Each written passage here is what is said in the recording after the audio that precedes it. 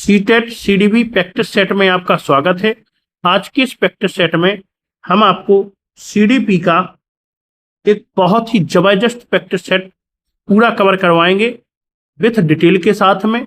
और इस practice set की खासियत जो है आपको देखने को मिलेगी कि जो फरवरी में आपका एग्जाम हुआ था उसी एग्जाम का एनालिसिस करके और इसमें ऐसे क्वेश्चन समाहित किए हैं जो आपको जो सितंबर में आपका एग्जाम होने वाला है वो आपको यहाँ से कुछ ना कुछ दे के जाएगा। तो पूरा प्रैक्टिस सेट लगाएं, बिल्कुल भी स्किप ना करें, क्योंकि यहाँ पर हमने कुछ क्वेश्चन नॉर्मल लिए हैं और कुछ क्वेश्चन इतने हार्ड डाले हैं कि आपको अभी पसीना उनमें आ जाएगा। तो आइए देखते हैं हम कि आप कितने क्वेश्चन हल कर पाते हैं और कितने नहीं हल कर पाते हैं, किसमें आपका पसीना आता है और कौन सा क्वेश्चन आपके छक्के छुड़ाता है। तो आइए देखते हैं आप जो है 30 में से कितने क्वेश्चन हल कर पाते हैं। हम आपसे कह रहे हैं आप 25 प्लस क्वेश्चन हल करके दिखाएं। 25 प्लस क्वेश्चन आप हल नहीं कर पाएंगे क्योंकि कुछ क्वेश्चन ऐसे डाले गए हैं जो आपका पसीना निकाल देंगे। तो आज का जो वीडियो है बहुत ही जबरदस्त होने वाला है, हर एक क्वेश्चन बहुत ही महत्वपूर्ण है। आइए हम स्टार्ट करते हैं बिना देरी के। तो पहला क्वेश्चन आपके सामने दिया गया है, एक नॉर्मल सा क्वेश्चन है, इसी से नॉर्मल क्वेश्चन से हम शुरुआत करेंगे। क्वेश्चन पहला है, विकास का वह नियम जिसके अनुसार शिशु पहले कंधों को, फिर कोहनी को और इसके बाद उंगलियों पर नियंत्रण करता है, तो वह क्या कहलाता है? जी बताना है आपको। कौन सी अवस्था है जिसमें बच्चा जो है पहले किसको नियंत्रित करता है? कंधों को, फिर कोहनी को, उसके बाद में उंगलियों को नियंत्रित करता है। 4 ऑप्शन आपके सामने है, आपको राइट अपना लगा लेना है कि इन चारों में से राइट आंसर क्या हो जाएगा। तो इन चारों में से राइट आंसर क्या होगा? आइए हम देखते हैं। राइट आंसर यहाँ पर बी इसका राइट आंसर हो जाएगा, समीप दूराभिमुख। बी राइट आंसर यहाँ पर हो जाएगा, क्योंकि यहाँ पर हम देखें कि समीप दूराभिमुख विकास के सिद्धांत में अगर देखें तो बालक का विकास शरीर के केंद्र मतलब मध्य भाग से शुरू होकर बाहर मतलब परिधि की ओर होता है। जी आपको ध्यान रख लेना है। और अगर बात करें मस्तकाधुमुखी की तो जानते हैं बालक का विकास इसके अंतर्गत सिर से पैर की ओर होता है। तो आपको याद रख लेना है मस्तकाधुमुखी और समीप दूराभिमुखी। यहां से एग्जाम में हर बार क्वेश्चन पूछा जाता है। इसका बी राइट आंसर हो गया है। आइए हम अगला क्वेश्चन देखें। दूसरा क्वेश्चन आपके सामने रहेगा। क्वेश्चन दूसरा आपके सामने है। क्वेश्चन है, किशोरावस्था को तनाव, तूफान, संघर्ष एवं तनाव की अवस्था किसने कहा? बिल्कुल नॉर्मल क्वेश्चन है। अगर आपने इसका आंसर सही नहीं लगा पाया तो आप क्या करेंगे? तो आप 25 प्लस कैसे लेकर आएंगे? तो इनका ऑप्शन आपके सामने दिए गए हैं, राइट आंसर आपको इनमें से बताना है। क्या राइट आंसर यहाँ पर हो जाएगा? बहुत ही महत्वपूर्ण क्वेश्चन है। तो इसका राइट आंसर क्या होगा? राइट आंसर इसका जो है सी हो जाएगा, स्टैनली हॉल। सी इसका राइट आंसर हो जाएगा। इन्होंने जो है किशोरावस्था को तनाव, तूफान, संघर्ष और तनाव की अवस्था कहा है। और स्टैनले हॉल को ही हम किशोरावस्था के अध्ययन का जनक मानते हैं। ये भी आपको याद रख के चलना है। आइए हम अगला क्वेश्चन देखें। तीसरा क्वेश्चन आपके सामने रहेगा। क्वेश्चन आपके सामने है कि संवेदनशील काल की अवधारणा को शिक्षण में सर्वाधिक व्यवहारिक रूप देने का श्रेय किसे जाता है? बहुत ही महत्वपूर्ण क्वेश्चन है। चारों ऑप्शन आपके सामने है, आपको इनमें से राइट आंसर लगा लेना है कि आप राइट आंसर इनमें से कौन सा राइट आंसर लगाते हैं। तो कौन सा आंसर राइट होगा? तो हमारे जो हम आपको आंसर बताएंगे आपने अपना लगा लिया है। राइट आंसर इसका कौन सा होगा? ए राइट आंसर हो जाएगा, मारिया मोंटेसरी। ए इसका राइट आंसर यहां पर हो जाएगा। जो मोंटेसरी हैं इन्होंने जो है शिक्षा प्रणाली में बच्चों के विकास के संवेदनशील काल और ज्ञानेंद्रियों के प्रशिक्षण पर विशेष बल दिया है। इन्होंने खेल व गतिविधियों द्वारा सीखने को व्यवहारिक रूप जो है दिया है। राइट आंसर इसका ये हो गया था। आइए हम अगला तीसरा क्वेश्चन हो गया है। चौथा क्वेश्चन देखें। क्वेश्चन चौथा है, आप 3 में से कितने अभी सही कर पाए हैं? आप देखते चलें कि आप 25 प्लस का आंकड़ा पार करते हैं या नहीं। अगर आप 25 प्लस इस वीडियो में लेकर आते हैं तो आप ये समझ लें कि वहां पर आपका स्कोर 120 प्लस होने वाला है। क्योंकि अगर आपने सीटेट सीडीपी संभाल ली तो आप लगभग सभी को संभाल चुके हैं, क्योंकि हिंदी की पेडागोजी आती है कितने नंबर की? 15 नंबर की। और बाकी सब्जेक्टों भी पेडागोजी 15 नंबर की आती है। तो सीडीपी उनका मुख्य स्रोत है। अगर आपने सीडीपी संभाल ली तो आप 15-15 नंबर सबके जो है लाने लायक हो गए हैं। तो आइए चौथा क्वेश्चन है, विकासात्मक कार्य की अवधारणा निम्न में से किस विचारक द्वारा दी गई थी? जी आपको यहाँ पर बताना है। बहुत ही महत्वपूर्ण क्वेश्चन है। चारों ऑप्शन आपके सामने दिए गए हैं। हर एक क्वेश्चन वो लिया गया है जो एग्जाम के लिए महत्वपूर्ण है। तो राइट आंसर इसका कौन सा हो जाएगा? यहाँ पर राइट आंसर बी हो जाएगा, हैविंग हाइस्ट। बी यहाँ पर राइट आंसर इसका हो जाएगा। इन्होंने जो है विकासात्मक कार्य की अवधारणा दी थी और इनके अनुसार विकास की प्रत्येक अवस्था, चाहे वो शिशुअवस्था हो या बाल्यावस्था हो, इनमें समाज जो है बालक के कुछ विशेष कौशलों को सीखने की अपेक्षा करता है। बी यहाँ पर राइट आंसर हो गया है। आइए हम पांचवा क्वेश्चन देखें। बहुत ही जबरदस्त क्वेश्चन है कि आप इसको सही कर पाएंगे। पांचवा क्वेश्चन, एक शोधकर्ता एक ही बालक या समूह का 10 वर्षों तक लगातार अध्ययन करता रहा, यह अनुसंधान विधि क्या कहलाती है? बहुत जबरदस्त क्वेश्चन है और एग्जाम वाला क्वेश्चन है। राइट आंसर क्या होगा यहाँ पर? तो राइट आंसर यहाँ पर बी हो जाएगा, अनुदैर्ध्य अध्ययन। बी इसका राइट आंसर हो जाएगा। आप इसका सही नहीं लगा पाए होंगे तो बी राइट आंसर है इसका। जब एक ही बालक या बालकों के एक ही समूह पर लंबे समय तक जो है समय समय पर अध्ययन करके उनके विकास का पता लगाते हैं तो उसको हम क्या कहते हैं? अनुदैर्ध्य अध्ययन कहते हैं। याद कर लेना है, बहुत ही महत्वपूर्ण क्वेश्चन है। आइए हम अगला क्वेश्चन देखें। क्वेश्चन अगला आपके सामने है, बालक के दैनिक व्यवहार की तिथिवार तथा वास्तविक घटनाओं का लिखित लेखा जोखा क्या कहलाता है? चारों ऑप्शन आपके सामने है। हम आपसे कह चुके थे कुछ क्वेश्चन नॉर्मल मिलेंगे, कुछ मीडियम मिलेंगे, कुछ हाई लेवल के भी यहाँ पर क्वेश्चन कवर किए गए हैं। तो आप देखें कि आपका पसीना कितना निकलता है आज के इसमें, वो आप 25 प्लस कर पाते हैं या नहीं कर पाते हैं। तो राइट आंसर आपको इसका बताना है। इसका राइट आंसर क्या यहां पर हो जाएगा? इसका राइट आंसर बी हो जाएगा, उपाख्यानात्मक अभिलेख। बी राइट आंसर यहां पर हो जाएगा। किसी बालक के जीवन की किसी विशिष्ट घटना, उसके व्यवहार या दैनिक क्रियाकलाप का शिक्षण द्वारा तिथि और समय के साथ संक्षिप्त विवरण लिखना उपाख्यानात्मक अभिलेख कहलाता है। जी आपको रट लेना है। एग्जाम वाले क्वेश्चन है, हम बता चुके हैं। सभी टॉप मोस्ट क्वेश्चन आपको हम यहाँ पर कवर करवा रहे हैं। बी राइट आंसर यहाँ पर हो जाएगा। आइए हम अगला क्वेश्चन देखें। सातवां क्वेश्चन, मानव में लिंग निर्धारण करने वाला कौन सा गुणसूत्र उत्तरदायी होता है? ये भी बहुत ही महत्वपूर्ण क्वेश्चन है। तो लिंग निर्धारण वाला गुणसूत्र कौन सा है? जी आपको यहाँ पर बताना है। तो राइट आंसर क्या है? सी है 23वां गुणसूत्र। आप जानते हैं मनुष्य में कुल 23 जोड़ी गुणसूत्र पाए जाते हैं, मतलब 46 गुणसूत्र पाए जाते हैं, जिनमें से 22 जोड़ी गुणसूत्र कैसे होते हैं? समान होते हैं। लेकिन जो 23वां जोड़ी होता है वो असमान होता है। तो महिलाओं में 23वां गुणसूत्र XX होता है और पुरुषों में 23वां गुणसूत्र XY होता है। और यही जो है Y गुणसूत्र जो है वो लिंग का निर्धारण करता है। अगर XX आए तो लड़की है और XY आया तो लड़का है। तो गुणसूत्र निर्धारक कौन है? 23वां है। राइट आंसर आपका यहाँ पर सी हो जाएगा। आइए हम अगला क्वेश्चन देखें। क्वेश्चन आपके सामने है, आनुवंशिकी में 21वें गुणसूत्र की एक एक्स्ट्रा प्रति जुड़ जाने से कौन सी स्थिति उत्पन्न होती है? जी आपको बताना है कौन सा सिंड्रोम होगा यहाँ पर। राइट आंसर इसको बताना है। 21वें गुणसूत्र की एक्स्ट्रा जो है प्रति आ गई है तो गुणसूत्रों की संख्या जो है 46 की जगह 47 हो जाएगी। कौन सा सिंड्रोम होगा? तो डाउन सिंड्रोम हो जाएगा। राइट आंसर यहाँ पर बी हो जाएगा। इसमें बच्चा चेहरा गोल होगा, उसका जीभ मोटी होगी और बुद्धि लब्धि कम होगी बच्चे की, डाउन सिंड्रोम में। आइए हम अगला क्वेश्चन देखें। क्वेश्चन आपके सामने है 9वां क्वेश्चन, वंशानुक्रम के नियमों का प्रतिपादन मटर के दानों पर प्रयोग करके किस वैज्ञानिक ने किया था? जी आपको बताना है। राइट आंसर इसका क्या होगा? राइट आंसर यहाँ पर क्या होने वाला है? तो ग्रेगर जॉन मेंडल की बात चल रही है।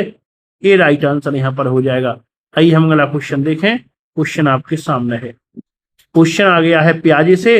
तो पियाजे की संज्ञानात्मक विकास सिद्धांत के अनुसार स्कीमा में नई सूचना जोड़ने की प्रक्रिया क्या कहलाती है? फेमस क्वेश्चन है, नॉर्मल क्वेश्चन है। आप अगर इसको सही नहीं कर पाते हैं तो आप क्या करेंगे? तो आप 25 प्लस कैसे करेंगे? आप नहीं कर पाएंगे 25 प्लस आज, अगर आप इसका आंसर सही नहीं लगा पाएंगे तो आपने अपना आंसर लगा लिया होगा। आइए हम देखते हैं इसका राइट आंसर क्या इसका राइट आंसर हो जाएगा। तो राइट आंसर यहाँ पर बी हो जाएगा, आत्मसातीकरण। बी यहाँ पर राइट आंसर हो जाएगा। पियाजे के अनुसार जब बालक अपने पुराने स्कीमा ज्ञान के ढांचे में बिना कोई बदलाव किए नई सूचना को सीधे जोड़ता है तो उसे हम आत्मसातीकरण कहते हैं। और यदि पुराने ज्ञान में संशोधन कहना पड़े और नया ज्ञान संशोधन करके जोड़े तो उसको हम समायोजन कहते हैं। ये भी याद रख लेना है। राइट आंसर यहाँ पर बी हो गया है। आइए हम 11वां क्वेश्चन आपके सामने लाए हैं। पियाजे के अनुसार पूर्व संज्ञानात्मक अवस्था में बालक की सजीवता देखने को मिलती है, जैसे चंदा मेरे साथ चलता है, यह क्या कहलाता है? चारों ऑप्शन आपके सामने है। हर एक क्वेश्चन महत्वपूर्ण है और एग्जाम वाला क्वेश्चन है जी, आप देख ही रहे हैं। तो अगर आपने अभी तक चैनल सब्सक्राइब नहीं किया है तो अवश्य कर दें और वीडियो को लाइक करना तो ना छोड़ें और अपने दोस्तों के पास शेयर कर दें, क्योंकि ऐसे क्वेश्चन हम आपके लिए लेकर आए हैं जो आपको एग्जाम में जीत दिला सकते हैं। तो राइट आंसर इसका क्या होगा आप बता दें। तो राइट आंसर इसका बी राइट आंसर हो जाएगा, जीववाद। बी राइट आंसर होगा। जीववाद में बच्चा जो है निर्जीव वस्तुओं को सजीव मानता है। आइए हम अगला क्वेश्चन देखें। 12वां क्वेश्चन आपके सामने है। पियाजे के अनुसार किस समस्या के एक ही पहलू पर ध्यान केंद्रित करने की प्रक्रिया को क्या कहा जाता है? ऑप्शन चारों आपके सामने है।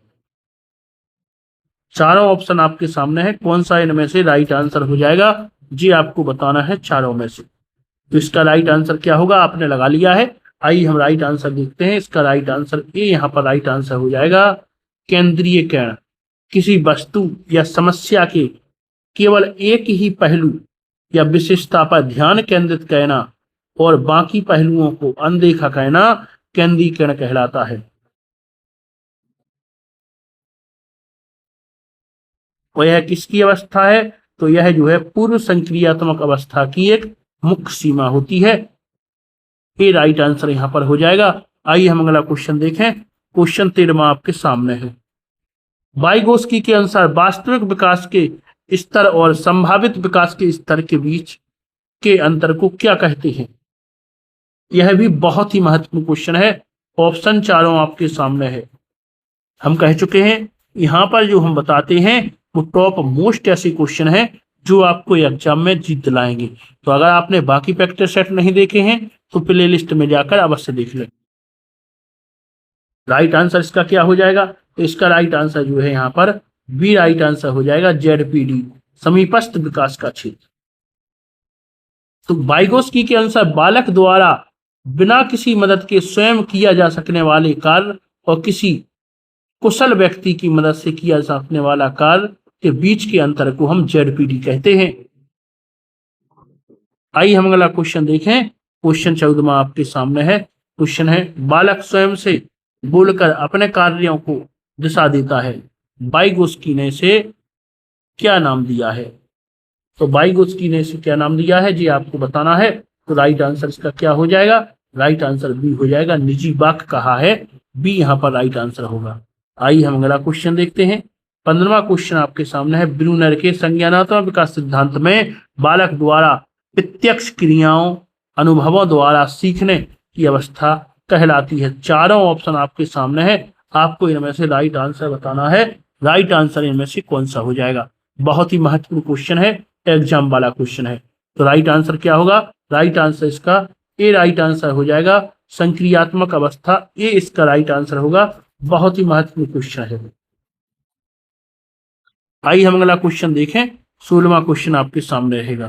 क्वेश्चन आपके सामने है, कोहलबैक के अनुसार यदि मैं पकड़ा गया तो सजा मिलेगी, इसलिए चोरी नहीं करूंगा, यह तर्क किस स्तर से संबंधित है? तो स्टोरी आपने सुनी ही होगी, तो उसी में से लिया गया है क्वेश्चन।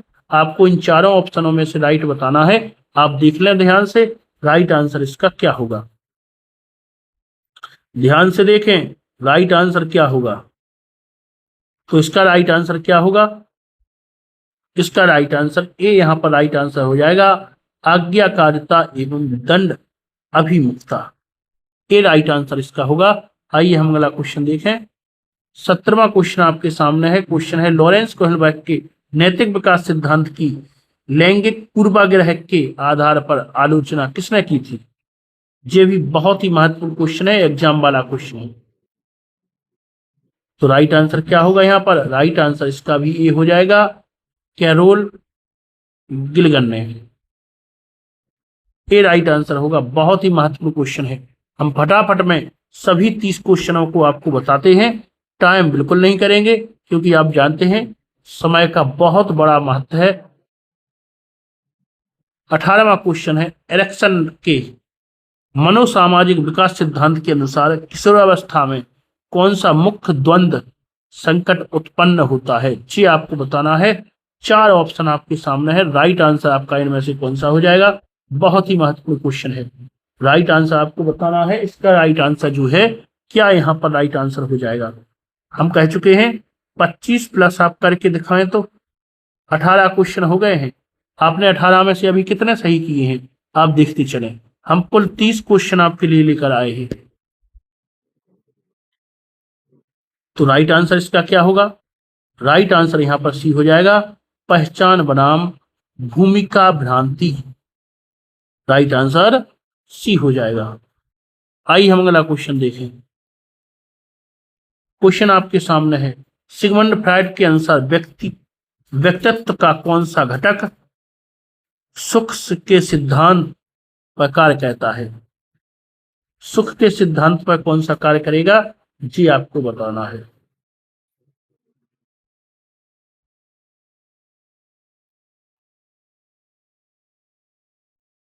तो राइट आंसर क्या होगा? राइट आंसर इसका जो है ये हो जाएगा, ईडम आईडी।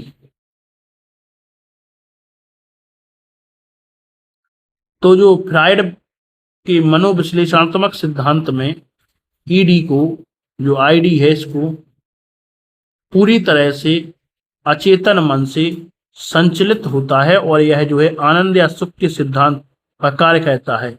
इसे अपनी इच्छाओं की तुरंत पूर्ति चाहिए होती है। आइए हम अगला क्वेश्चन देखें। 20वां क्वेश्चन, अल्बर्ट बांडुरा के सामाजिक अधिगम सिद्धांत में अवलोकन संबंधित अधिगम का सही क्रम कौन सा है? तो आपको यहां पर क्रम बताना है। चारों ऑप्शन ध्यान से देखें, राइट आंसर इनमें से कौन सा होगा? ध्यान से देखें चारों ऑप्शनों को।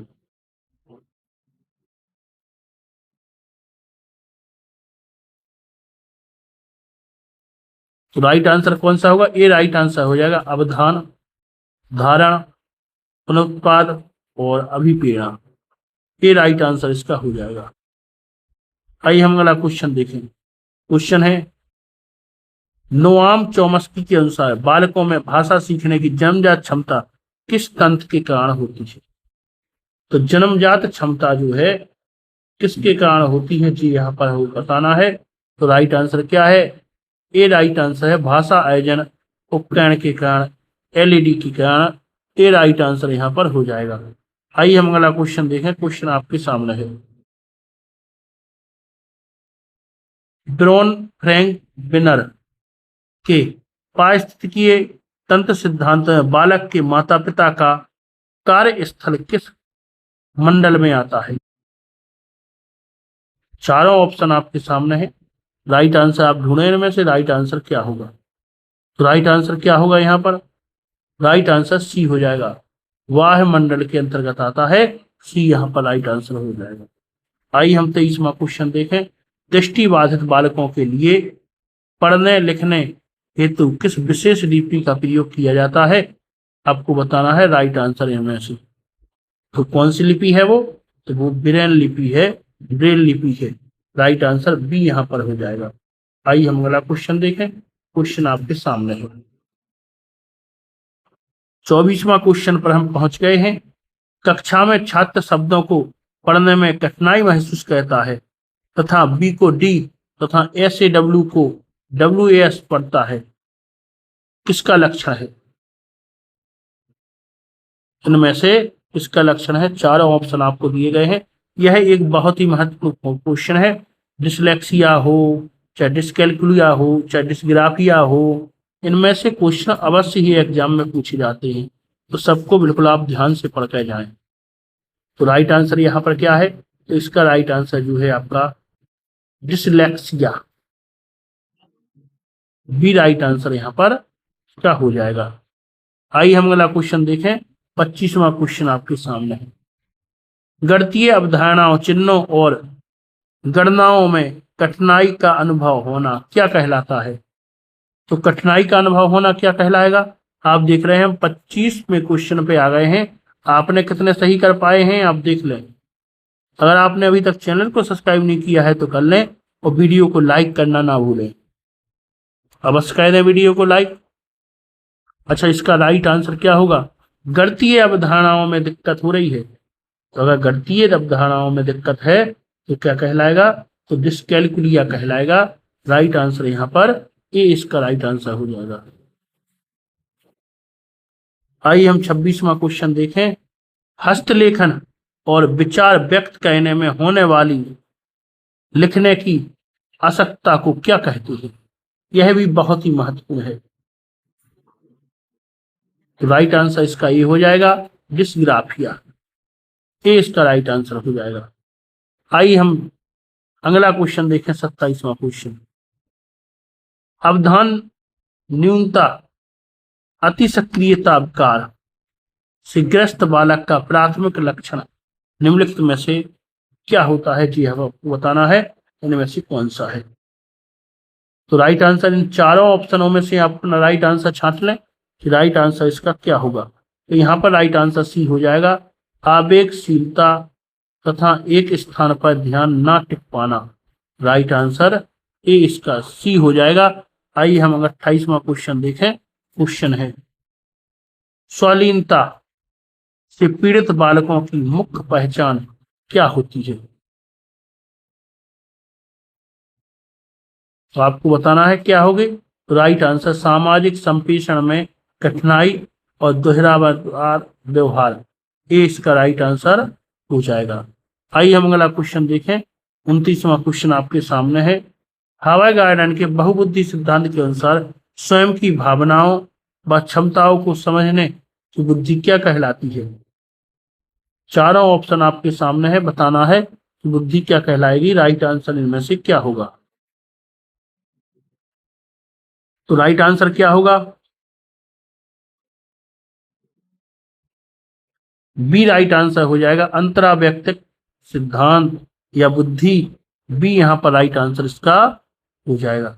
आइए हम लास्ट क्वेश्चन देखें। 30वां क्वेश्चन आपके सामने है। 30वां क्वेश्चन है, अधिगम के लिए सार्वभौमिक डिजाइन के 3 मुख्य आधार कौन से हैं? जी आपको बताना है इनमें राइट आंसर।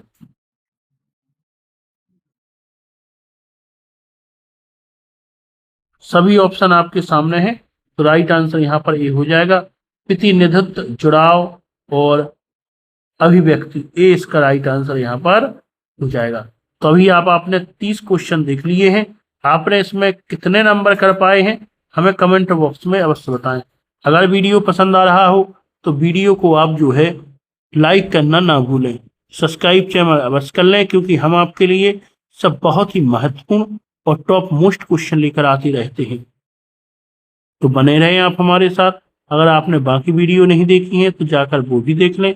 मिलते हैं अगले वीडियो में एक नए प्रैक्टिस सेट के साथ और सभी ऐसे क्वेश्चनों के साथ जो आपको एग्जाम में फतेह दिलाएंगे। चाहे आप किसी भी टेट का एग्जाम दे रहे हो, हमें यहाँ पर बहुत ही महत्वपूर्ण और लेवल वाले क्वेश्चन लेकर आते हैं आपने कितने कर पाए हैं कमेंट बॉक्स में बताएं। मिलते हैं अगले वीडियो में, तब तक के लिए धन्यवाद।